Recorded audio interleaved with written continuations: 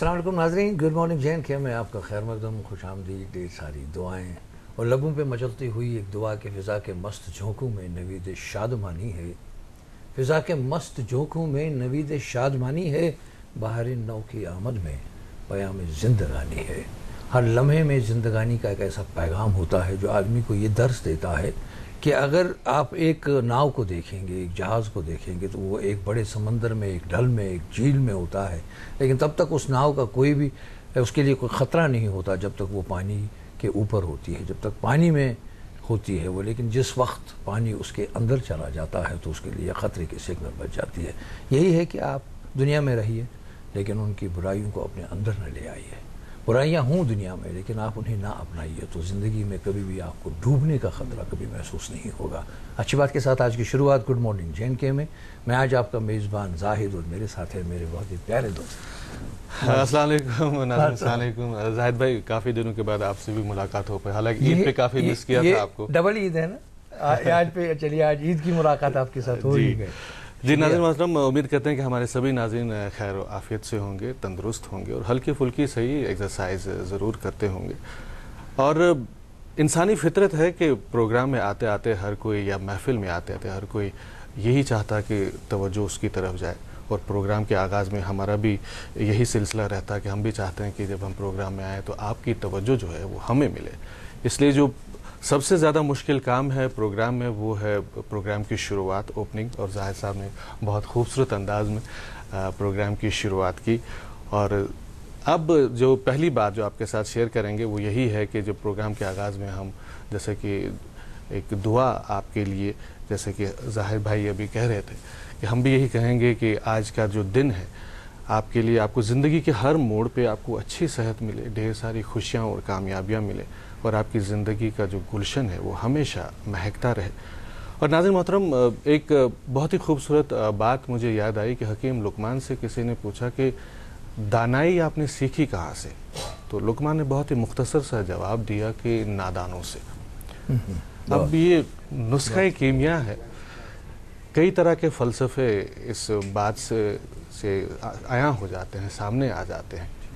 सच्चाई की अहमियत क्या है वो तो झूठ की हालत देखकर ही मालूम होती है। इसी तरह जो नाकामी की पस्ती है वो क्या होती है, वो कामयाब जो इंसान है उनका एहसास जब होता है उनको देख के पता चलता है। यानी अगर हम कुल मिला के देखें तो निगहदाश्त में जो है ज़िंदगी की जो हर इस चीज़ फ़लसफ़े को देखेंगे तो हर छोटी बात में, ज़िंदगी के हर छोटे बड़े मामले में कोई ना कोई सबक है। ये एक बिल्कुल खुली किताब की मानंद है और हमें चाहिए कि हमें इस किताब को पढ़ लेना चाहिए, फ़ायदा ही होगा। क्यों जाहिद साहब?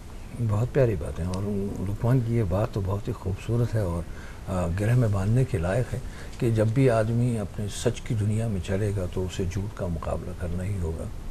वैसे भी शायर लोग भी बड़े हसास होते हैं, वो एक नुक्ता पकड़ ही लेते हैं। मुझे एक बहुत अच्छा शेर याद आया आपकी इस लुकमान वाली बात पे कि डलेगी रात नए आसमां से गुजरेंगे, हम एक रोज़ किसी कहकशां से गुजरेंगे, रहे हयात में आएंगे पुलसरात बहुत, हम आदमी हैं हर एक इम्तिहान से गुजरेंगे। क्या बात, इम्तिहान से गुजरने का नाम ही ज़िंदगी है। तो चलिए आपको, और आज वैसे भी आज आप पढ़ने ये ना वो तैयार रहिएगा। आज हम आपकी मुलाकात एक ऐसे मेहमान से करवाने जा रहे हैं जिससे हमें बहुत कुछ सीखना है और बहुत कुछ हासिल करना है। आज हमारे लिए बड़ी, वो मैंने इसलिए कहा था हमारे लिए आज मुलाकात, इसलिए मसूद भाई बड़े एहतमाम के साथ हम भी बैठे हैं कि आज उनसे मुलाकात ज़रूर करेंगे। लेकिन आइए अभी उनका दिल भी और अपना दिल भी और आपका दिल भी महसूस करते हैं खूबसूरत कश्मीरी नगमे से। कोशर बोच सुच आवाज़ आवाज़ जन कम वक्त म्यूल वो सड़ा सो मतलब ना अच्छा आबरू एक उन्हें हासिल हो गई, विकार एक हासिल हो गया क्योंकि इस आवाज़ ने अपना लोहा मनवाया है। मेरी मुराद है नसीबुल हक से। आइए सुनते हैं ये खूबसूरत कश्मीरी गाना। हयात की सिलसिले पकवुम शुरूजुम, हयात की सिलसिले पकवुम शुरूजुम,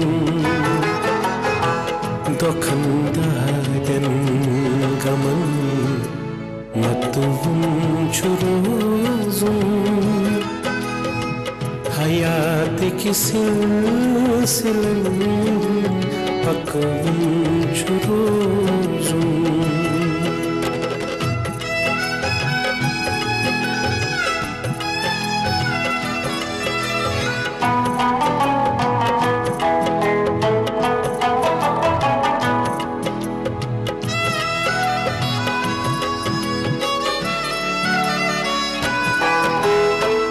नफ्स की दान छकरत जाए जाए,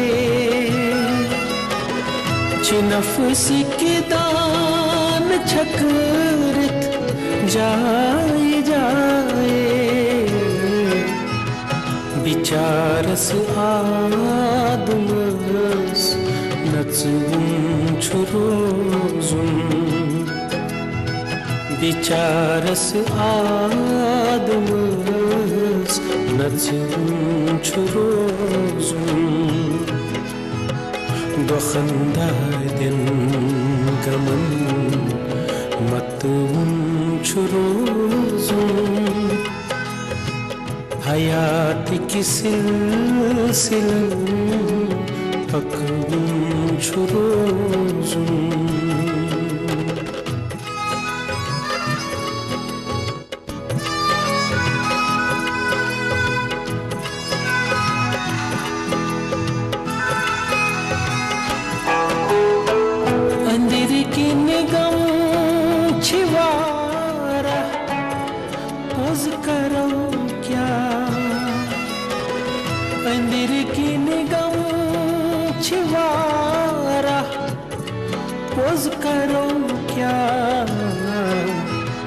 जमानस ब्रोंठ कनी असवुन छुरोजुन, जमानस ब्रोंठ कनी असवुन छुरोजुन,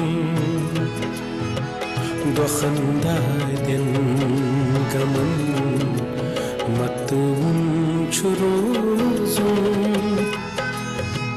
हयात की सिलसिलन पकउन छुरोजुन।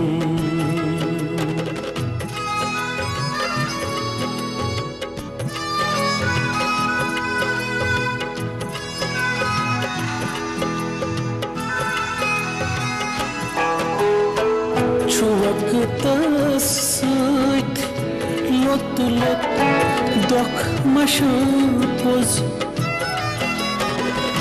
वक्तस सत लोत लोत दोख मशपोज, दिलस खार हो सनवुन छुरोजुन, दिलस खार हो सनवुन छुरोजुन, दोखंदादन गमन मतउन छुरोजुन,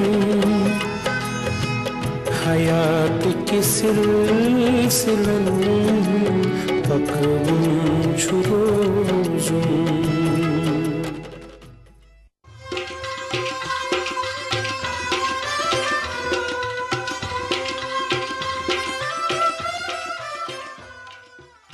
तो गुड मॉर्निंग जिनके लाइव श्रीनगर दूरदर्शन कशी चैनल पर यस नसीमुल हक खूबसूरत तो खुशलहन आवाज़ मुझे खूबसूरत बात उनके सुस्ते प्रोग्राम के आगाज़ में वुछान तो वारिया कम सन नाज़रीन यह पता कि नसीमुल हक साहब युंद तौलुक डोडहस तो बेम गोड कुन जन गवान कह बल्कि ज़बाई इकवटे गवान नसीमुल हक तो वसीमुल हक, हालांकि यमन वनान ये मंगी ब्रदर्स तक इकवटे गवान, मगर वसीमुल हक वन त्रो तमो गवन तम कम इकवटे कह महफिल तम दोनों नजर गसान नसीमुल हक साहबन थो सिलसिल जारी। और एक आज की तारीख में एक बहुत ही जो उभरता हुआ नाम मौसीकी में कश्मीरी मौसीकी के हवाले से जब हम ज़िला डोडा की बात करते हैं, ज़िला किश्तवाड़ की बात करते हैं, और यहाँ पे भी इनके जो परिस्तारों की जो मदा जो इनके हैं उनकी अच्छी खासी तादाद मौजूद है। तो प्रोग्राम के आगाज़ में नाज़रीन आपको इंतज़ार रहता है कि हम आपको मौसम के बारे में जानकारी दें। तो मौसम के बारे में आपको बताते चलें कि रियासत में आज जो मौसम जो है, ख़ास कर अगर श्रीनगर की बात करें तो मतला जो है वो जुज़वी तौर पे अबर आलूद रहेगा। जम्मू में हल्की बारिश हो सकती है और दिन का जो दर्ज हरारत है श्रीनगर में आज जो डे टेम्परेचर है वो 29 डिग्री सेल्सियस के आसपास रहेगा, जम्मू में 34 और लेह में 29 डिग्री सेल्सियस के आसपास। और हल्की बारिशें भी हो सकती हैं, बल्कि यूं कहें कि बूंदाबांदी हो सकती है। इस तरह कल शाम को बारिशें हुई जाहिद भाई, एक राहत सी महसूस की गई। एक बड़ी इत्मीनान बख्श बात कल रात को ये हो गई कि बहुत टेंस हो गया था माहौल के डलगेट में। जब हवाएं ज़्यादा चल रही थी तो बहुत सारे शिकारों में टूरिस्ट, बहुत सारे 20 के आसपास जो शिकारे मतलब ये टूरिस्ट थे वो कुछ शिकारों में फंस गए थे। उन्हें रेस्क्यू ऑपरेशन किया गया और उसके बाद उन्हें बचाया गया। और बाद में तो ये हिदायत भी दी गई कि शिकारे वालों से कि वो डल में अपने शिकारे लेकर ना जाएं, क्योंकि कल रात को बहुत सारी हवाएं चल रही थी। वैसे भी मैं देख रहे हैं हम सभी, और ये पेशन गोइयाँ भी आ चुकी हैं कि ये पूरे साल तो कुछ ऐसा ही रहेगा कि आपको गर्मी का एहसास भी होगा और शाम को आपको ठंड। वैसे भी माहिर मुबारक में ये चीज़ें बड़ी हमने आम देखी कि दिन को तमाज़त अपने अरूज पे पहुंचती थी, लेकिन इफ्तार और सहरी के टाइम ठंडक भी होती जी। इसके साथ साथ नाज़रीन को इस बात का भी इंतज़ार रहता कि ट्रैफिक के हवाले से उनको बता दें कि नेशनल हाईवे पे जो आज जो ट्रैफिक है, छोटी गाड़ियाँ दोनों तरफ से अतराफ से चलेंगी। श्रीनगर जम्मू कौमी शाहरा की बात करें या हम श्रीनगर लेह की बात करें तो वहाँ पे दोनों साइड से गाड़ियों को जाने की इजाज़त है।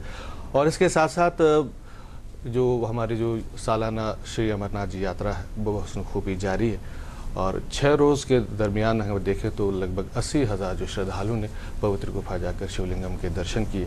और ट्यूसडे को भी एक अच्छी खासी तादाद जो है एक काफ़िला जो वहाँ के लिए रवाना हुआ। कल भी एक और काफ़िला रवाना हुआ, हालांकि 2 रूट से, एक तो पहलगाम का जो बेस कैंप है और बालतल कैंप से, दोनों जगह से जो है यात्री जो है वो पवित्र गुफा के लिए रवाना हो चुके हैं।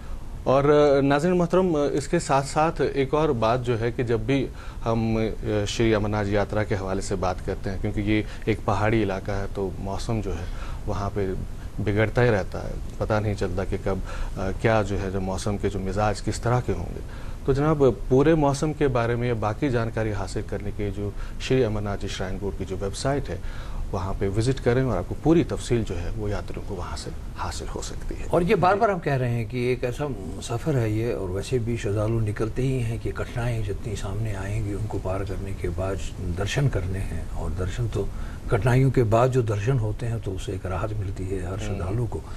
ये हम बार बार कहते आ रहे हैं कि जब आप पहलगाम से आगे, जब आप शीशनाग वगैरह से आगे चले जाएंगे तो उसके बाद आपको बहुत सारी ऐसी चीज़ें नज़र आ जाएंगी कि यूँ लगता है कि जैसे शिव जी की बात करें, पार्वती जी की बात करें, या किसी भी अंदाज से जब आप रास्ते में देखेंगे तो अशमुकाम में आपको ज़ैनुद्दीन वली की दरगाह नज़र आएगी जो पहाड़ी पे वाक़ा है। और यहाँ पे कश्मीर में भी आप अक्सर बेशतर देखेंगे ऋषियों मुनियों की जो आमाशगाह रही है वो पहाड़ियों पे रही है, पहाड़ों पे रही है। और उन्होंने सारे कष्ट लेकर दुनिया की इन जो हमने कहा ना कि बुराइयों और इन चीज़ों से हटकर एक अपनी अलग दुनिया बनाई थी रूहानी सुकून के लिए। आज भी हमें वही रूहानी सुकून मिलता है जब हम चारों ओर देखते हैं।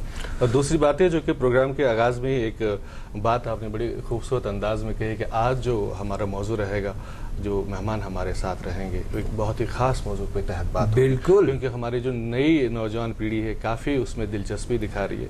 आज से नहीं बल्कि दूरदर्शन की बात करें तो दूरदर्शन में भी एक क्रेज़ रहा है कि वहाँ से जो तरबियत याफ्ता हो तो उसके अंडर फिर काम करने में अपना ही एक मैं तो ये कहूँगा कि हल्का सा इशारा दे दूंगा कि कश्मीर की जब खूबसूरत वादियों का जिक्र होता है तो कश्मीर के साथ फिल्म का रिश्ता भी जुड़ा हुआ है। अभी ज़्यादा कुछ और नहीं है, मेहमान से मुलाकात करवाएंगे आपको, लेकिन अभी ये चलते हैं एक छोटे से वक्फे के लिए, ब्रेक छोटा सा, उसके बाद वापस लौट के करते हैं आज की खुसूसी मेहमान से मुलाकात।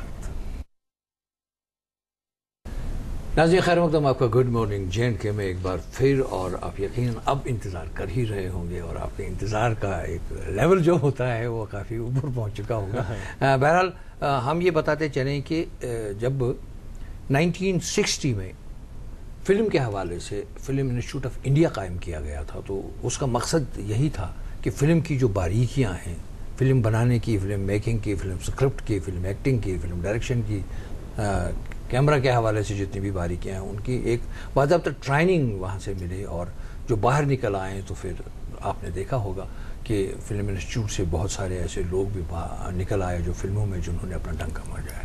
बहरहाल उसके बाद इसका नाम बदल दिया गया। हालांकि ये जो फिल्म इंस्टीट्यूट था, फिल्म इंस्टीट्यूट ऑफ इंडिया, ये मरी हाउस दिल्ली में उस वक्त कायम किया गया था, लेकिन 1 साल के बाद इसे शिफ्ट किया गया पुणे की और नाम भी बदला फिर 1974 के आसपास जब इसका नाम film and television institute of India पड़ा। इसमें टेलीविज़न का एक और इजाफा हो गया। और ये हमारे लिए खुशाइन बात थी, क्योंकि हमने अक्सर इसी टेलीविज़न स्टूडियो में बैठकर कुछ ऐसे नामवर लोगों के साथ काम किया है जो इसी इंस्टीट्यूट से ट्रेन होकर आए। और ये बिल्कुल जैसे कि मैंने कहा था कि एक क्रेज़ था, क्योंकि पूरे अगर मुल्क की बात करें, जिस तरह दुनिया में जब ये रिवाज कायम हुआ फिल्म और टेलीविज़न का जब सिलसिला, और इब्तदाई दौर में ये तफरीह और समाज सुधार और इंफॉर्मेशन की तरसील तक ही महदूद था जी। और बाद में जो ज़माने के तगय्युर तबद्दुल के साथ साथ इसमें बहुत सारी चीज़ें शामिल हो गई, ज़राए अबलाग एक मौसर ज़रिया बन गया। इक़्तिसादी ताने बाने में भी आप देख लीजिए, जब एक इंडस्ट्री की सूरत बिल्कुल, और ये इंडस्ट्री ने एक ऐसा रेवोल्यूशन लाया कि इसमें बहुत सारी ऐसी चीज़ें भी शामिल हो गई कि जिसके बारे में यकीनन आज हम बात करेंगे। आप ज़्यादा इंतज़ार आपको नहीं करवाएंगे। आज हमारे साथ बज़ात खुद मौजूद हैं, तशरीफ़ फरमा हैं मिस्टर भूपेंद्रा कैंथोला जी, जो डायरेक्टर हैं film and television institute of India के। आदाब, आपका बहुत बहुत शुक्रिया। अपनी इतनी खूबसूरत मसरूफियात आपकी रही, खूबसूरत इसलिए कह रहा हूँ कि आप कश्मीर आए हैं और यकीनन ये मसरूफियात भी खूबसूरत रही होंगी। जी, पहली बार कश्मीर के नहीं, पहले आ चुका हूँ मैं। एक बार 2005 में आया था जी। उस समय अमन सेतु का उद्घाटन हो रहा था जी जी। तो तब मैं किसी और सरकारी ऑफिस में था और उनकी तरफ से आया था जी। फिर 2011 में घूमने आया था, तब श्रीनगर होते हुए फिर जोजिला पास से द्रास कारगिल होते हुए लद्दाख। वाह, क्या बात है। तो कश्मीर तो मेरा घुमा हुआ है। यानी आपके तीनों खत्ते आपने देखे, जम्मू भी, लद्दाख भी और श्रीनगर भी। बिल्कुल। तो बहरहाल पहले ये तो तज़किरा आ ही जाएगा कि कश्मीर आपको कैसा लगा और कश्मीर में आपने क्या कुछ देखा और यहाँ से क्या एक खूबसूरत यादें लेकर अब की बार आप जा रहे हैं। इस पर तो बात ज़रूर होगी, लेकिन पहले हम अपने नाज़रीन तक ये भी पहुँचाए और हम तक भी ये बात पहुँचे कि पहले सुनेंगे कि भूपेंद्र जी अपने बारे में कुछ बताइए। मेरे बारे में यह है कि मेरी पढ़ाई लिखाई महाराष्ट्र में हुई है जी। मैं मुंबई के पास ठाणे में पला बड़ा हूँ। पैदाइश मेरी कलकत्ता की है। अच्छा। लेकिन जब छोटा था तब हम लोग मुंबई आ गए, तो मेरी पूरी स्कूलिंग, कॉलेज मुंबई यूनिवर्सिटी से मैंने मास्टर्स किया है पॉलिटिकल साइंस में। उसके बाद 1989 में सिविल सर्विस के द्वारा मेरा चयन हुआ और इंडियन इंफॉर्मेशन सर्विस, भारतीय सूचना सेवा, इसमें मुझे सिलेक्ट किया गया और तब से लेकर अब तक अलग अलग सरकारी विभागों में। दूरदर्शन के साथ आपका पहली वाबस्तगी कब रही? दूरदर्शन से ही मेरी शुरुआत हुई जी। 1990 में जब मेरी पहली पोस्टिंग हुई तब मैं दूरदर्शन दिल्ली में न्यूज़ डिपार्टमेंट में गया। बहुत अच्छा।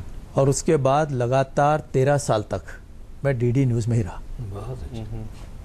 फिर एक गैप आया, मैं फिर दूसरे डिपार्टमेंट्स में मेरा ट्रांसफ़र हुआ जी। लेकिन फिर ले देकर फिर टेलीविज़न से जुड़ा, क्योंकि जो संसद का टीवी चैनल है लोकसभा टीवी, उसमें मैं एग्जीक्यूटिव डायरेक्टर रहा 2 साल जी। तो उस चैनल को सेटअप करने में भी मैं और मेरी टीम ने काफ़ी हमने काम किया। FTI कैसे पहुंचे? FTI में मेरी नियुक्ति तो अभी पिछले साल हुई जी जी।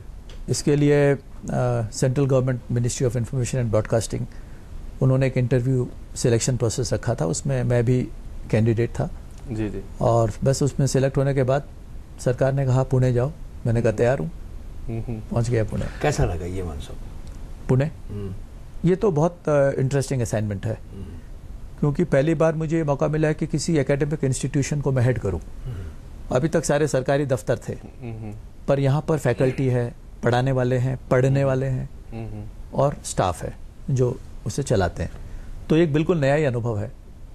यहाँ पे कश्मीर में जो भी यंग जनरेशन है या जो भी टेलीविज़न या फिल्म के हवाले से जिनकी इंटरेस्ट है, उनके लिए तो ये एक दूर का एक खूबसूरत सा नज़ारा है, कोई जैसे इंस्टीट्यूट है कोई जहाँ पे सीखा जाता है, यहाँ से निकल के फिल्मों में अपना रोज़गार कमाया जा सकता है या फिल्मों में अपना फ़न दिखाया जा सकता है। अगर उस इंस्टीट्यूट का दरवाज़ा खोल के, दरीचे खोल के उनको दिखाया जाए, कैसा है वो इंस्टीट्यूट? नहीं, बहुत सुंदर आइडिया है और ये दूरी अब रहेगी नहीं, क्योंकि अब हम लोग यहाँ आए हैं जी। पुणे से श्रीनगर आए हैं, कश्मीर आए हैं, तो इसीलिए आए हैं कि एक सेतु, एक ब्रिज बने और यहाँ के लोगों को, यहाँ के नौजवानों को वो मौका मिले। क्योंकि मेरी ये सोच है अभी पिछले 2 दिनों से जो मैं देख रहा हूँ कि FTI के बारे में अवेयरनेस कम है जी। लोग जानते नहीं हैं और ये प्रॉब्लम सिर्फ जम्मू कश्मीर में नहीं है, ये लगभग सभी पहाड़ी प्रदेशों में, उत्तराखंड हो, अरुणाचल प्रदेश हो, थोड़ा थोड़ा जैसे आप दक्षिण की तरफ आते हैं, मध्य प्रदेश, महाराष्ट्र, गुजरात, तो थोड़ा अवेयरनेस है। अच्छा, मेट्रोपॉलिटन सिटीज की मेट्रो और साउथ इंडिया में, क्योंकि ज़्यादातर हमारे स्टूडेंट्स इन्हीं जगहों से आते हैं जी जी। और दूसरा कारण शायद ये है कि यहाँ पर फिल्म इंडस्ट्री है नहीं, अब जिन राज्यों में फिल्म इंडस्ट्री पनपी है उन राज्यों में अवेयरनेस भी है कि भाई अगर फिल्म की ट्रेनिंग लेनी हो, टीवी की ट्रेनिंग लेनी हो तो आपको फिल्म इंस्टीट्यूट जाना होगा, क्योंकि इस समय हिंदुस्तान में नहीं पूरी दुनिया में FTI का नाम है जी। एशिया में तो और भारत में सबसे फोरमोस्ट मतलब फोरफ्रंट पर इंस्टीट्यूट है। इस जैसा कोई इंस्टीट्यूट शामिल किया जा सकता है जी। जैसे कि आपने खुद भी कहा कि ये मतलब प्रीमियर इंस्टीट्यूट है जो हम फिल्म और टेलीविजन के हवाले से बात करते हैं, तो जाहिर सी बात है कि इस इंस्टीट्यूट के बारे में हम जानना चाहेंगे, क्योंकि जाहिर साहब ने तो कहा कि 1960 में इसका जो क़याम जो है अमल में लाया गया। इसके पस मंज़र के बारे में हमें थोड़ा बता दें इस इंस्टीट्यूट के बारे में। जी, हमारे यहाँ पर इस समय फिल्म 2 विभाग हैं, एक फिल्म विभाग है, एक टेलीविजन विभाग है। ये भी एक बड़े आश्चर्य की बात है कि बहुत से लोग सोचते हैं कि FTI मतलब सिर्फ फिल्में हैं। ऐसा नहीं है, फिल्म के अलावा टेलीविजन के भी कोर्सेज हमारे यहाँ हैं। जी जी। तो फिल्म के हमारे यहाँ 7 कोर्सेज हैं। जो 4 मेन कोर्सेज हैं वो हैं film direction, film cinematography, film editing और फिल्म ये साउंड इंजीनियरिंग, ऑडियोग्राफी जी। तो ये 4 हो गए। इसके अलावा एक art direction and production design है। ये 5 कोर्सेज हमारे 3 साल के हैं। तो 3 साल के और सारे कोर्सेज पोस्ट ग्रेजुएट हैं FTI में, यानी आपको ग्रेजुएशन करना होगा FTI में एडमिशन लेने के लिए। तो ये 5 कोर्सेज हमारे 3 साल के हैं। इसके अलावा एक हमारा बड़ा पॉपुलर कोर्स है, वो एक्टिंग का है, अभिनय, वो 2 साल का है। और लास्ट में एक कोर्स है हमारा स्क्रीन प्ले राइटिंग, जिसको हिंदी में कहते हैं पटकथा लेखन। अच्छा, उसकी स्क्रिप्ट उसकी स्टोरी, हाँ, स्टोरी को स्क्रीन प्ले लिखना, उसका एक कोर्स है। तो इस तरह से ये 7 कोर्सेज हमारे फिल्म विंग में हैं और 4 टेलीविजन विंग में है। टेलीविजन में भी TV direction, TV sound, TV editing और टीवी सिनेमाटोग्राफी, इलेक्ट्रॉनिक सिनेमाटोग्राफी। तो इस तरह 11 कोर्स। एक ये जो स्क्रिप्ट राइटर्स के हवाले से बात आपने फरमाई, वो एक शॉर्ट कोर्स है जो 3 जुलाई से मेरे ख्याल में 24 नवंबर तक आपने अनाउंस किया है कि एक कोर्स होगा जी। लेकिन यहाँ जब हम देखते हैं कि ये जो एक लिस्ट निकली है पूरी, उसमें नज़र ये बिल्कुल यही है कि हमें इसका पता नहीं है कि हमें कैसे अप्लाई करना है, कैसे एग्जाम्स देना है। उसमें हमने देखा है कि J&K का कोई स्क्रिप्ट राइटर लिस्ट में मतलब as a script writer training के लिए या कोर्स के लिए शामिल नहीं हुआ है। इसकी क्या वजह है? नहीं, इसकी वजह वही, मैं फिर से उस बात पे आऊँगा कि अवेयरनेस एक तो कम है जी, और दूसरा जिस लिस्ट की आप बात कर रहे हैं वो हमारे 5 महीने का कोर्स है जी, राइटिंग का कोर्स जी। तो उसमें हमने अखबार में इश्तहार दिया और बहुत से लोगों ने अप्लाई किया। अब मुझे ये याद तो नहीं आ रहा कि किसी ने J&K से अप्लाई किया या नहीं किया, शायद नहीं किया है, क्योंकि मैंने वो लिस्ट देखी है, उसमें कुल मिलाकर 66 लोगों ने अप्लाई किया था जी। फिर उसके बाद जो उन्होंने एप्लीकेशन, लिस्टिंग के उसके हाँ, उसके बाद शॉर्ट लिस्टिंग के बाद फिर इंटरव्यू हुए जी, इंटरव्यू के बाद फिर फाइनली 17 लोगों को हमने सेलेक्ट किया जी। तो अब यहाँ से किसी ने अप्लाई ही नहीं किया होगा तो फिर कहना मुश्किल ये है। जो मुख्तलिफ कोर्सेज हैं इनके अप्लाई करने के तरीक़ेकार क्या हैं? ऑनलाइन? नहीं, इसमें ऐसा होगा कि आपको फॉर्म हमारा डाउनलोड करना होता है जी, और उसके बाद फिर वो फॉर्म आपको भेजना होता है जी। तो ये हमने मेन कोर्सेज के लिए तो ऑनलाइन किया हुआ है जी। तो आप फॉर्म भर के आप ऑनलाइन उसको आप अप्लाई कर सकते हैं जी। क्या खास क्या रहता है, कैसे ये क्या रहना चाहिए, क्या चीज़ आप चाहते हैं कि उसमें हो तभी आप एडमिशन देते हैं या तभी आप सिलेक्ट शॉर्ट लिस्टिंग? हाँ, हमारी एलिजिबिलिटी में सबसे पहले तो आपको ग्रेजुएट होना ज़रूरी है जी, बस यही एक क्राइटेरिया है और आपके अंदर वो चिंगारी होनी चाहिए, वो आग होनी चाहिए जिसमें आप जाना चाहते हैं। हाँ, जिसमें आप जाना चाहते हैं, वो सबसे ज़रूरी है। अच्छा, एक कन्फ्यूजन सा यहाँ पे, अगर एक्टर्स की बात करें, खाली एक्टर्स की हम बात करेंगे, एक तो होता है कि कोई ये कहे कि मुझे इंटरेस्ट है एक्टिंग में, और दूसरा है कि उसमें एबिलिटी है एक्टर बनने की। तो ये बड़ा मुश्किल काम होता होगा आपके लिए उस वक्त सिलेक्शन में कि किसी को खाली इंटरेस्ट है तो वो जाना चाहता है एक्टिंग में, और दूसरे में एबिलिटी है तो वो जाना चाहता, तो बड़ा मुश्किल नहीं होता होगा जब सिलेक्शन? नहीं, इतना मुश्किल नहीं होता, क्योंकि किसी की इच्छा होती है, अब मेरी इच्छा चांद पे जाने की, लेकिन अब चांद पे मैं ऐसे तो नहीं जा सकता ना, उसकी मुझे तैयारी तो साधन करनी नहीं होगी। हाँ, कुछ साधना होगा आपको। तो उसी तरह अगर आप एक्टर बनना चाहते हैं तो सिर्फ आप खूबसूरत दिखें, सुंदर दिखें, आपका रंग रूप अच्छा हो, आपका शरीर अच्छा हो, ये काफ़ी नहीं है। क्योंकि बिना सुंदर दिखे, जैसे ओम पुरी कोई बहुत सुंदर एक्टर तो नहीं थे जी जी, लेकिन उन्होंने अपने झंडे गाड़े। तो इसलिए हमारे यहाँ पर एक्टिंग के, अब आप एक्टिंग की बात कर रहे हैं, तो जो एक्टिंग कोर्स है उसमें जब हम एडमिशन लेते हैं पहले तो रिटन टेस्ट होता है, उसके बाद उनका ऑडिशन होता है। अच्छा, और उस ऑडिशन में आधे से ज़्यादा लोग निकल जाते हैं क्योंकि बहुत से लोग आजकल ग्लैमर की दुनिया की वजह से एक्टिंग की तरफ आना चाहते हैं, लेकिन उनमें वो बात तो होती नहीं है, क्योंकि आपको आपके डायलॉग्स भी याद रखने हैं। अब जैसे ऑडिशन में हम उनको एक 5 मिनट का एक स्क्रिप्ट लिख के देते हैं और कहते हैं 2 दिन पहले दे देते हैं कि आप इसकी तैयारी करो और इसको याद करके इसे कहना है। ठीक। अब वो याद करना भी बहुत जरूरी है, क्योंकि आप एक्टर हैं तो आपको आपके लाइंस तो याद करने होंगे, बाद में करने। तो अगर आप उतना याद नहीं कर पाए और आप वहीं लड़खड़ा गए, या आप बोलते हुए आपने याद तो कर लिया लेकिन बोलते हुए आपके चेहरे पे वो भाव नहीं आए, तो फिर आप एक्टर बन ही नहीं सकते। तो इसलिए हमारे यहाँ बड़ा एक अच्छा रिगरस प्रोसेस है। उस प्रोसेस के बाद जो चुन के आते हैं, मैं आपको बता दूं कि FTI में एडमिशन के लिए सारे कोर्सेज की मैं बात कर रहा हूँ, तो लगभग 4 से 4,500 बच्चे पूरे देश में अपीयर करते हैं एंट्रेंस एग्जाम में, और अंत में सिर्फ 110 लिए जाते हैं। अब देखिए कंपटीशन कितना स्ट्रांग है। ये बिल्कुल IIT जैसे हो गया। IIT में लाखों बैठते हैं, IIT तो खैर देश भर में बहुत सारे हैं, FTI पूरे देश में एक ही है। तो जो नौजवान आना चाहता है FTI में, उसे बहुत तैयारी करनी पड़ती है।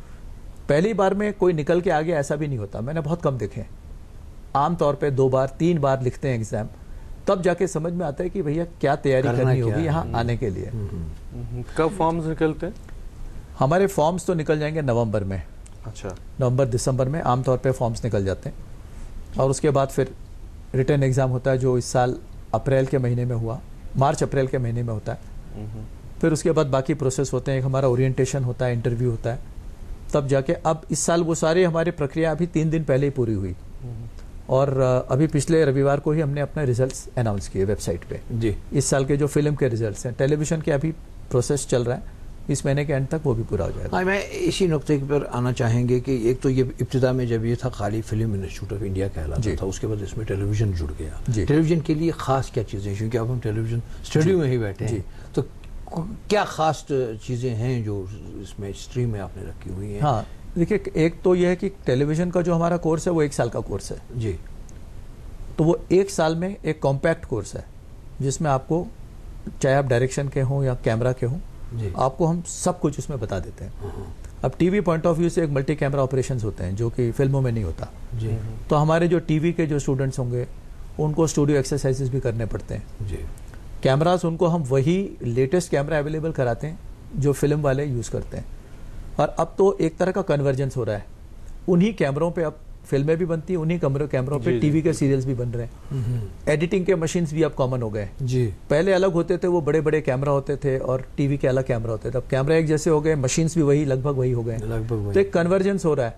तो हमारे जो टीवी के जो स्टूडेंट पास आउट होते हैं, उनको काफी हद तक फिल्मों का भी उनको नॉलेज हो जाता है, ज्ञान हो ही जाता है। और जाहिर भाई, आपको याद होगा कि जब हम यहाँ अगर दूरदर्शन की बात करें, न सिर्फ श्रीनगर दूरदर्शन की, पूरे जब हम दूरदर्शन इंडिया की जब बात करते हैं, हर केंद्र की बात करते हैं, तो एक एक्टर के लिए खुशी की बात तब होती थी जब ये कहा जाता था कि जो हमारा जो प्रोड्यूसर है किसी सीरियल का या किसी प्ले का या किसी भी प्रोग्राम का, वो FTI ट्रेन होकर आया, तो बड़ा अच्छा लगता था उनके अंडर काम करने का। तो यहाँ पे भी हमारे जितने भी सीनियर्स यहाँ पे जो रहे हैं, जो काफ़ी रिटायर भी हो चुके हैं, जो FTI ट्रेन थे यहाँ पे, तब ये सिलसिला मुझे लगता है बहुत कम हो गया या खत्म हो गया। अब नहीं होता आपकी जानिब से उनको ट्रेन करने का?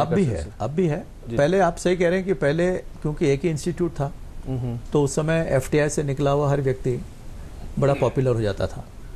हमारे यहाँ पर 1960 के दशक में जया बच्चन, शत्रुघ्न सिन्हा निकले, फिर ओम पुरी, नसीरुद्दीन शाह, ये दोनों ही नेशनल स्कूल ऑफ ड्रामा से थे, लेकिन वहाँ से फिर FTI आई है। डेनी डेंजोंगपा, टॉम ऑल्टर, सतीश शाह, सुरेश ओबरॉय, हर तरह के मतलब एक्टर्स, एक पूरे रेंज ऑफ एक्टर्स उसमें निकले हैं।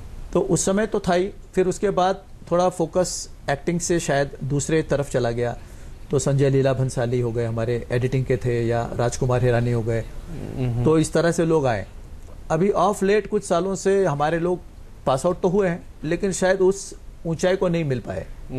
लास्ट कोई बहुत बड़ा एक्टर हमारे से निकला तो वो राजकुमार राव है।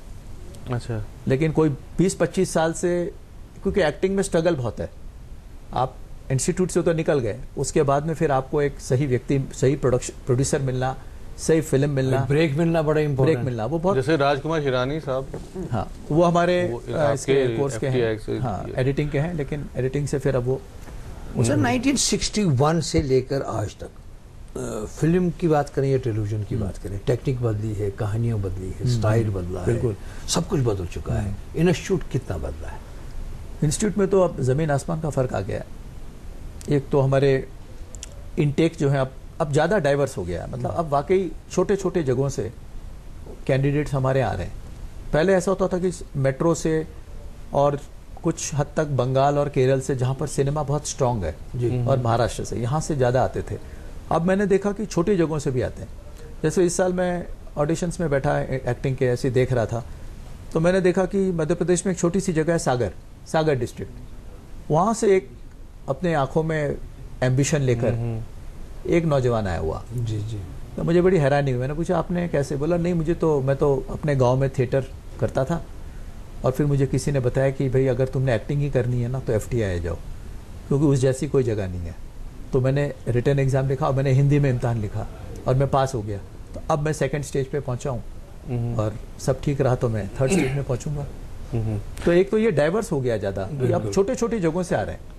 और यही वजह है कि मैं बहुत इंटरेस्टेड हूँ कि जम्मू कश्मीर से भी आए, क्योंकि यहाँ टैलेंट है। अब मैं 2 दिन से यहाँ हूँ, और आज अभी सुबह इतना सुंदर गीत देखा मैंने, कोई गा रहे थे। जी। कितना टैलेंट है यहाँ पे, और यहाँ लोग भी, मतलब उनमें वो चीज़ है कि हम कुछ करना चाहते हैं।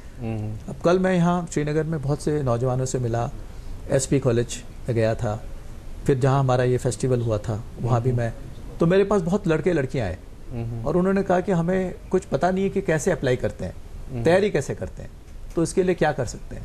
तो मेरे मन में एक ख्याल आया कि अब हम ऐसा करेंगे कि जब हमारे एडमिशन के फॉर्म्स निकलेंगे ना, तो हम श्रीनगर में एक एडमिशन सेमिनार करेंगे। बिल्कुल। हम पुणे से 2 लोगों को भेजेंगे यहाँ, और अखबार में इश्तहार देके यहाँ के लोगों को इन्फॉर्म करेंगे, और फिर चाहे 100, 200, 300 जितने लोग चाहे वो आए, सवाल जवाब करें, कैसे तैयारी करते हैं, क्या कोर्सेज हैं, क्या कोर्सेज उनको करना चाहिए, ये सारी जानकारी हम बांटेंगे।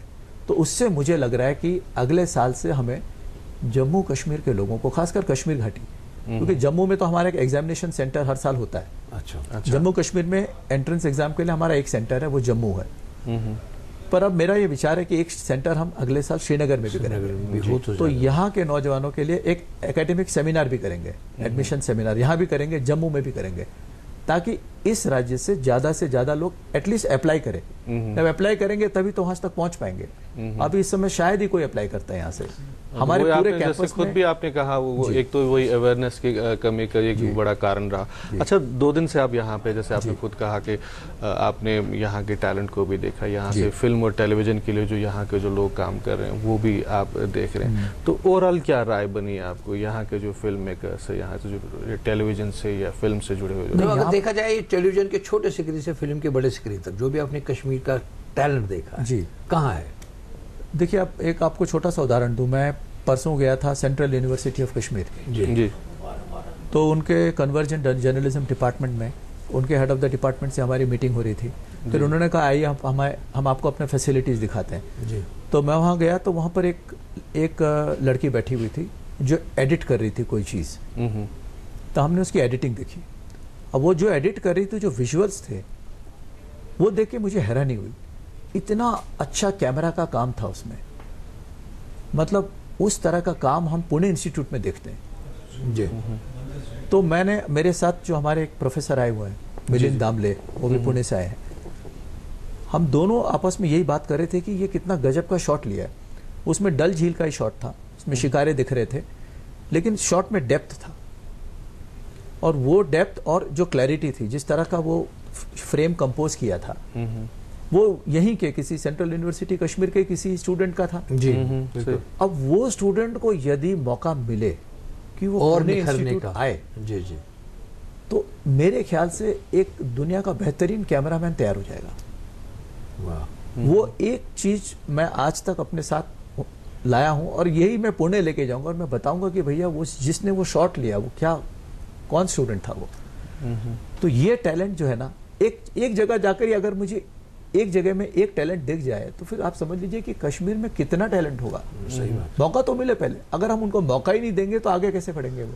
ये आपने यूनिवर्सिटी वालों के साथ कोई इंटरेक्शन इस हवाले से की कि इंस्टीट्यूट किस एंगल से इनकी मदद कर सकता है? हाँ बिल्कुल। कल मेरी बड़ी अच्छी मुलाकात हुई कश्मीर यूनिवर्सिटी के वाइस चांसलर से जी।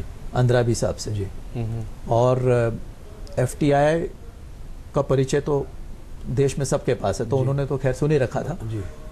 पर वो बहुत खुश हुए। उन्होंने कहा आप बिल्कुल अच्छे समय पर हमारे पास आए हैं, हम चाहते हैं कि FTI के छोटे कोर्सेज यहाँ शुरू हो। तो मैंने कहा मैं वही एक प्रपोजल लेके आया हूँ कि हमने इस साल एक नया इनिशिएटिव शुरू किया FTI में, नाम है Skift, skilling India in film and television. Okay. अभी तक ये होता था कि FTI के सारे कोर्सेज पुणे में होते थे, तो अगर आपने कुछ सीखना है तो आपको जहां से भी हो आपको पुणे आना होता था, जी। फिर आप शॉर्ट कोर्स करें और चले जाएं। जी। इस साल से हमने वो बदल दिया है। इस साल से हमने कहा कि अब हम ये कोर्सेज लेके उनके शहरों पास में पहुंच जाएंगे। जाएंगे। जी। अब दुनिया को पुणे आने की जरूरत नहीं, पुणे जाएगी, पुणे लोगों उनके के पास पहुंच जाएगा। जी। तो हमने शॉर्ट कोर्सेज डिजाइन किए। जैसे हमारा एक शॉर्ट कोर्स है डिजिटल सिनेमेटोग्राफी, वो सुबह से लेकर रात तक का कोर्स है। अच्छा। पूरे 20 दिन, उस 20 दिन में हम आपको सिनेमेटोग्राफी अच्छे से सिखा देंगे। जो बिल्कुल नहीं जानता वो ट्रेंड हो जाएगा, और वो व्यक्ति फिर आगे जाके चॉइस कर सकता है कि भाई मुझे ये लाइन पकड़नी है कि नहीं। और जो ऑलरेडी है, क्योंकि इस कैमरा में क्या है कि बहुत सारे लोग देख देख के सीखे हैं, किसी का असिस्टेंट बन के सीखे हैं, एक स्ट्रक्चर्ड तरीके से सीखे नहीं है, उनको मौका नहीं मिला और वो कभी इंस्टीट्यूट आ नहीं पाए, क्योंकि इंस्टीट्यूट ऑब्जर्वेशन पे सारा सब कुछ हो रहा है, और उनको मौका नहीं मिला कि भाई फिल्म इंस्टीट्यूट का इम्तिहान लिखें, तो वो वैसे ही सीखते गए। अब हम ये कोर्स उन लोगों के लिए लाए हैं कि जो इंस्टीट्यूट नहीं जा पाए, लेकिन इंस्टीट्यूट के कैलिबर के लोग आके आपको सिखाएंगे। उसी तरह स्क्रीन प्ले राइटिंग, आज हिंदुस्तान में हर नौजवान लिखना है, आज चाहे व्हाट्सएप हो या ब्लॉग हो या फेसबुक हो, हर व्यक्ति कुछ ना कुछ लिखता रहता है। एक स्टेटस तो दे ही देता है। तो हाँ, कुछ नहीं तो स्टेटस कुछ तो देता है। तो लोगों में वो टैलेंट भी है, इसलिए हम स्क्रीन प्ले राइटिंग कोर्स करेंगे। तो कल हम लोग उनसे जो बात करके आए, फिर उनके हेड ऑफ द डिपार्टमेंट से मिला मैं, मसूदी साहब से। जी जी। तो हम लोग सोच रहे हैं कि इस महीने के आखिर में एक फिल्म एप्रिसिएशन कोर्स यहाँ करेंगे। बहुत अच्छा। फिल्म एप्रिसिएशन FTI का एक फ्लैगशिप कोर्स है, पिछले 50 साल, बल्कि इस साल हमारे 50 साल हो गए इस कोर्स को। उसमें हम लोगों को बताते हैं कि फिल्में कैसे देखी जाती हैं। हम सिनेमा हॉल में टिकट लेके जाके फिल्म देख के लौट आते हैं, पर वो तो आपने फिल्म देखा ही नहीं है, अभी आप फिल्म को समझे नहीं है। फिल्म को समझने के लिए आपको जरूरी है कि आप समझे कि ये कोई पर्टिकुलर शॉट लेने में क्या इसकी मशक्कत बारीकियां की समझ होगी, जाएं। जी। क्या है ये शॉट। तो जब आप फिल्म एप्रिसिएशन का कोर्स करेंगे, जो हमारे यहाँ कैंपस में हो रहा है 28 दिन का होता है, यहाँ 5 दिन का करेंगे। वो कोर्स करने के बाद आपको फिल्म की न सिर्फ समझ होगी, आप फिल्मों की इज्जत भी करेंगे। तो आप फिल्म देखते हुए आप कोल्ड ड्रिंक नहीं पिएंगे, आप फिल्म देखते हुए आप पॉपकॉर्न नहीं खाएंगे। और जब फिल्म खत्म हो रही होती है तो आपने देखा होगा कि सारे नाम आते हैं एक एक करके। जी जी। उस समय लोग उठ के जाने लगते हैं। लेकिन यदि आपने फिल्म एप्रिसिएशन का कोर्स किया तो आप ठहरेंगे और आप पढ़ेंगे कि भाई सारे इसका- क्रेडिट्स पढ़ेंगे। इसका साउंड किसने किया, अच्छा इसका कैमरा किसने किया, इसका बैकग्राउंड म्यूजिक किसका था। क्योंकि फिल्म एप्रिसिएशन आपको बताएगी कि भाई फिल्में सिर्फ पर्दे पे जो दिखती हैं उसके पीछे की कहानी क्या है, वो कहानी हम आपको बताते हैं। तो ये कोर्स हम यहाँ करने जा रहे हैं, मुझे बड़ी खुशी है। और कल जो मुझे कुछ लड़के लड़कियां मिलने आए वो यही कह रहे थे कि sir thank you very much, आप ये कोर्स लेके यहाँ पे आए हैं, हमारी बड़ी इच्छा है फिल्मों को समझने की। और पुणे इंस्टीट्यूट जब श्रीनगर आ रहे हैं तो हम मतलब we are really thankful to you. तो ये कोर्स हमें करने जा रहे हैं। और दूसरी बात ये है कि जैसे कि आपने खुद भी कहा कि यहाँ के जो हम लोकल फिल्म मेकर्स की अगर हम बात करें, जो टेलीविजन से जुड़े हुए या फिल्म मेकर्स हैं, जी। कोई प्रोफेशनल ट्रेनिंग नहीं है उनके पास। जी। उसके बावजूद भी आप देखें कि यहाँ की कई सारी फिल्में हैं जो अब इंटरनेशनल और नेशनल फेस्टिवल्स में जा रही जी। हैं और वहाँ से बाज़ात उनको एक्नॉलेज भी किया जा रहा है। कुछ फिल्मों का तो अवार्ड अच्छा, भी मिला तो है। उन्हें भी एक मौका मिलेगा कि अब प्रोफेशनली आप उनको भी मौका दें, उनको भी ट्रेन करेंगे। जी। जो दूसरी बात मैंने इससे पहले जो मैंने आपसे पूछा था वो यही था कि जो दूरदर्शन के जो यहाँ के जो एम्प्लॉयज जो हैं, जो प्रोड्यूसर्स हैं, जो पैक्सेज हैं, उनको बाज़ाब्ता तौर पे एक उनको कोर्स करवाया जाता था, चाहे वो सिनेमेटोग्राफर्स हैं उनको वहाँ से कोर्स करवाया जाता था, FTI ऐसे या प्रोग्रामर्स को वहाँ की ट्रेनिंग दी जाती थी। क्या यह सिलसिला आज भी है? नहीं, आज नहीं है। इस बात को लगभग 20-25 साल हो गए हैं, वो सिलसिला रुक गया। उसका एक कारण ये भी है कि दूरदर्शन प्रसार भारती ने अपने भी इंस्टीट्यूट खोल रहे हैं। दिल्ली में उनका अपना एक इंस्टीट्यूट है। लेकिन तब भी मुझे लगता है कि पहले FTI की स्थापना हुई इसलिए थी कि दूरदर्शन के लोगों की बड़ी संख्या में आया करते थे, उनकी ट्रेनिंग होती थी।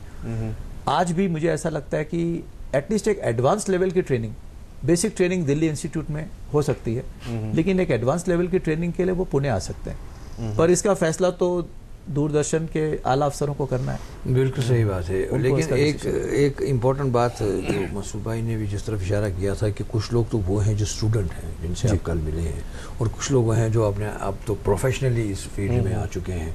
अगर इस वक्त भी वो प्रोफेशनल लोग जो फिल्में बना रहे हैं, जो टीवी सीरियल्स वगैरह बनाते हैं, अगर वो आपसे रब्ता कायम करना चाहें, स्टूडेंट्स के पास तो आ जाएंगे आप, जी, जी। अगर वो प्रोफेशनल लोग आपसे रब्ता कायम करना चाहें, क्या वे आउट है उसका? हाँ, ये जो हमारे शॉर्ट कोर्सेज हैं, इसकी सबसे अच्छी बात यह है इसमें कोई एज लिमिट नहीं है।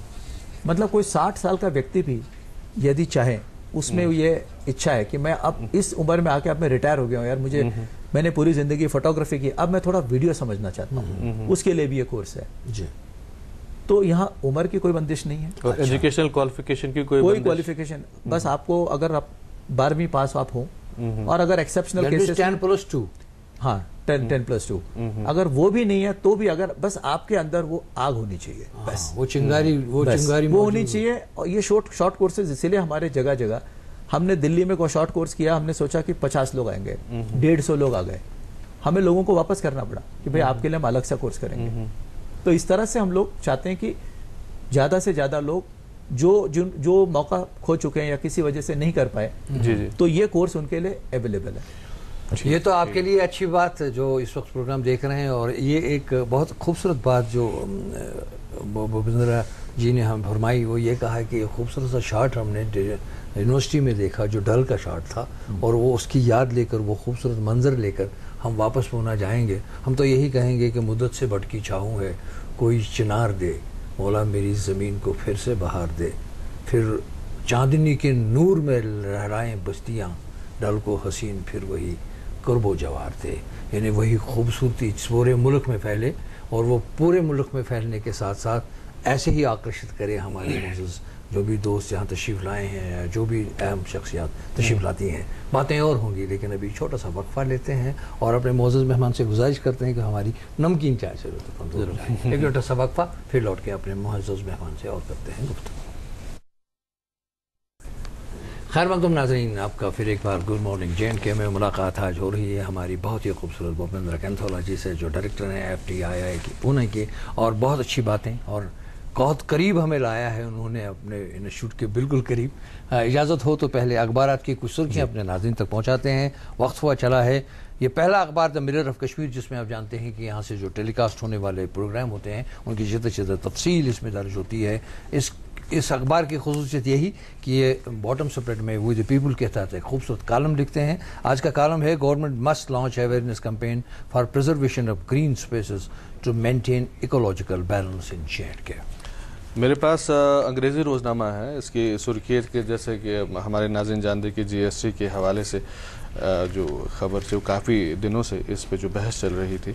Legislative assembly passes GST resolution, cabinet approves extension, Jaitley congratulates Jammu and Kashmir. और इसी हवाले से एक और खबर है एक उर्दू रोजनामे में कि GST के मामले पर कोऑर्डिनेशन कमेटी का क़याम, मुश्तरका मज़ाहमती क़यादत ने खुशाइन करार दिया।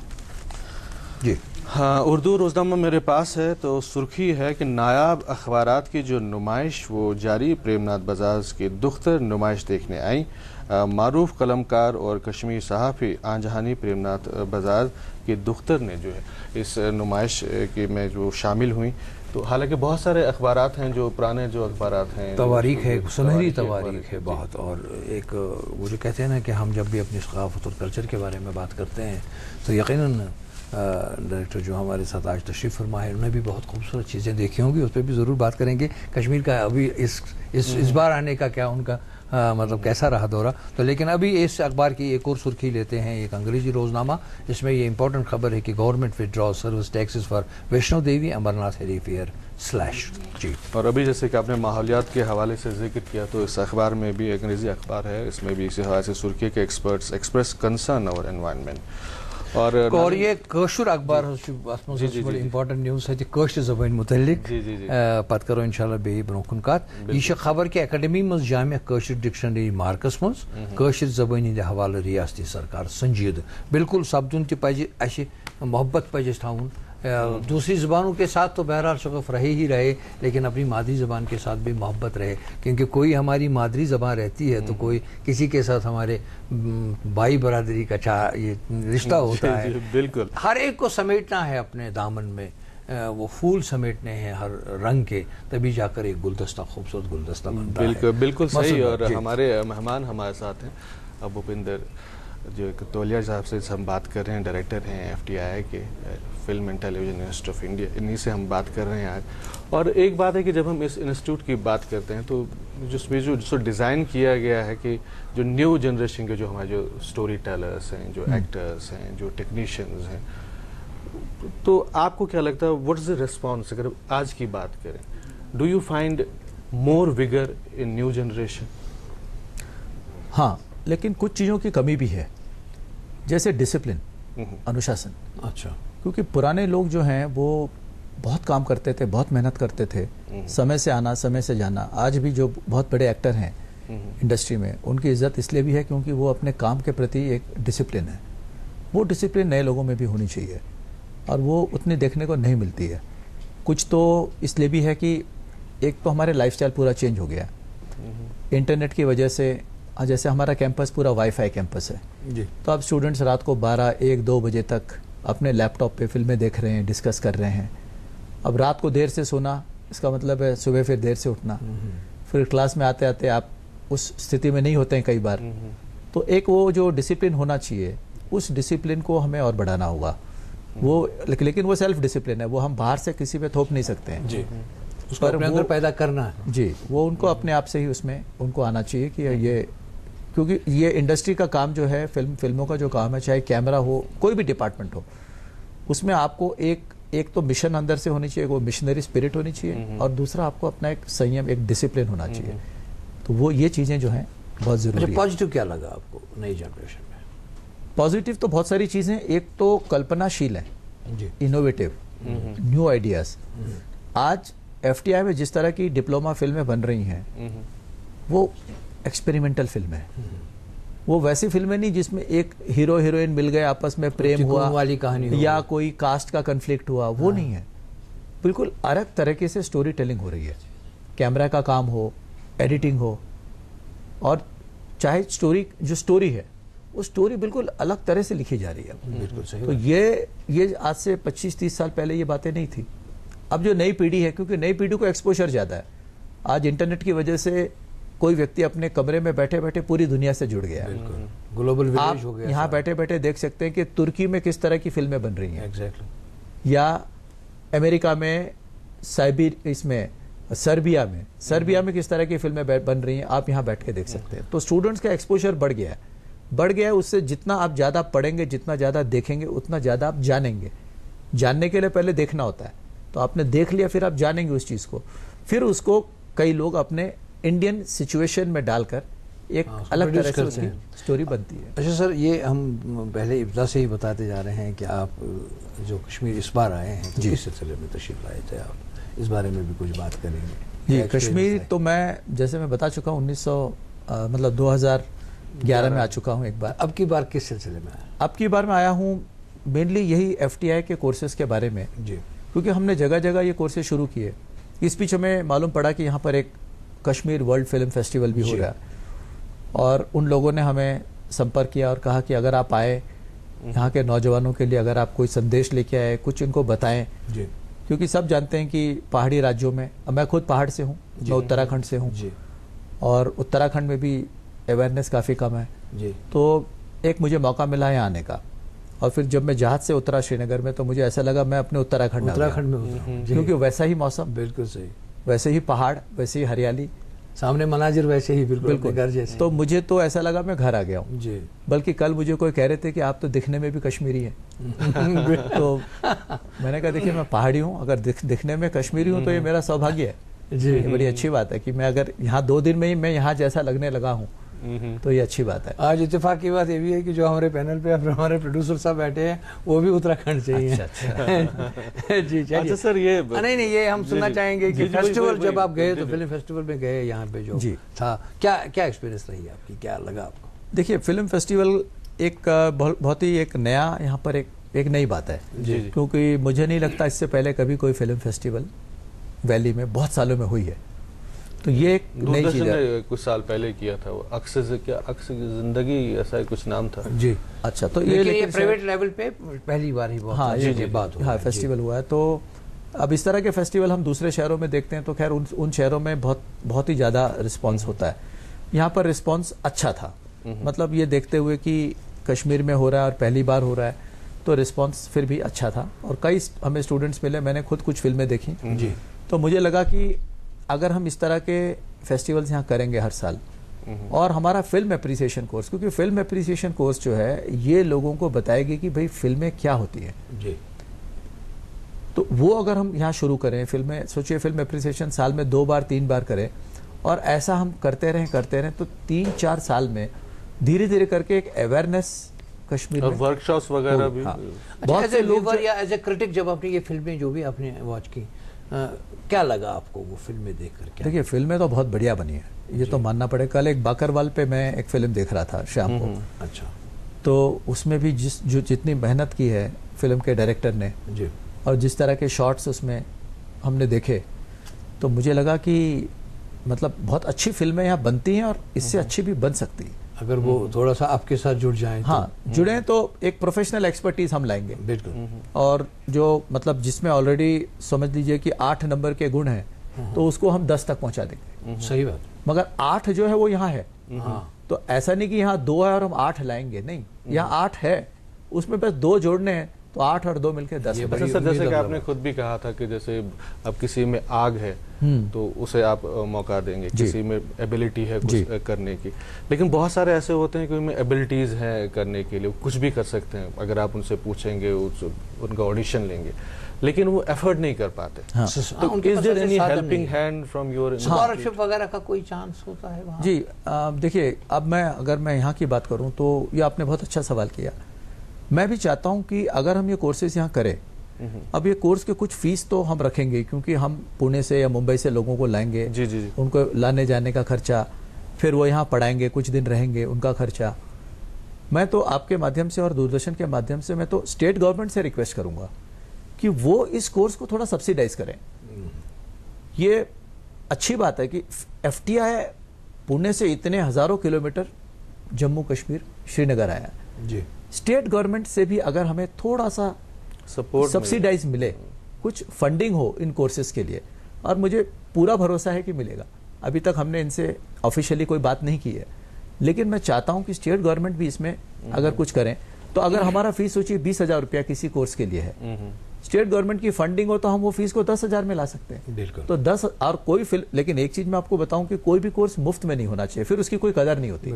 सही। एक मिनिमम फीस रखना चाहिए ताकि जो स्टूडेंट है वो कमिटेड फील करे कि भाई मैंने इसमें 10,000 रुपये लगाए इस कोर्स में, तो मैं रोज आऊं और सीखूं, और घड़ी देख के काम ना करूं कि भाई अच्छा 10 बज गया अब मैं जाऊंगा और 6 बज गया अब मैं चला जाऊंगा। तो स्टेट गवर्नमेंट से अगर थोड़ा सहयोग मिले तो इनके फीस हम कम कर सकते हैं और भी ज्यादा लोगों को मौका मिलेगा। सही। अब चूंकि वो स्टैट्यू की घड़ी हमें दिखा रही है कि आपसे रुखसत देने का वक्त है, लेकिन जाते जाते आप यकीनन हमारे उस पौध को, जो आने वाली पौध है या जो इस वक्त पूरी एक्टिव है इस मामले में, इस फील्ड में, चाहे टेलीविजन हो चाहे फिल्म हो, उनको आप क्या कहना चाहेंगे, क्या दावत देना चाहेंगे? जी, अब मैं जम्मू कश्मीर के नौजवानों को तो ये कहूँगा कि FTI ने अब यहाँ पर पाँव रखा है, अब एक खिड़की खुली है, इस खिड़की को दरवाज़ा बनाना है। बहुत अच्छा। बहुत एक खिड़की, हम एक मौका लेके आए हैं, मैंने खुद देखा है 2 दिनों में कि कितना यहाँ टैलेंट है, इससे मेरा उत्साह बढ़ा है। अब हम इस महीने के आखिर में फिर आ रहे हैं फिल्म एप्रिसिएशन कोर्स लेके, कश्मीर यूनिवर्सिटी से जो हमारी बातचीत हो रही है उसमें अगले 2-3-6 महीनों में कुछ नए नए कोर्सेज लेके आएंगे। तो ये मौका है आपके पास, इस मौके को आप हाथ से जाने न दें। बहुत बहुत शुक्रिया आपका, बहुत बहुत शुक्रिया सर कि आपने इतनी खूबसूरत बातें कही। आपका बहुत बहुत शुक्रिया। तो फिर कभी जब आप कश्मीर की वादियाँ जब आपको बुलाएंगी तो हम आपको जरूर बुलाएंगे। जरूर आऊँगा। गुड मॉर्निंग में आपका फिर एक बार बहुत बहुत शुक्रिया। Thank you. तो नाज़रीन मोहतरम, वो जो कहते हैं ना, आईने के पार उतर कर ख्वाबों में खो जाएंगे, आधी कहानी तुम दोहराओ आदि हम दोहराएंगे। आज रुखसत, इंशाल्लाह कल फिर मिलेंगे इस प्रोग्राम में जिसका नाम है गुड मॉर्निंग जे।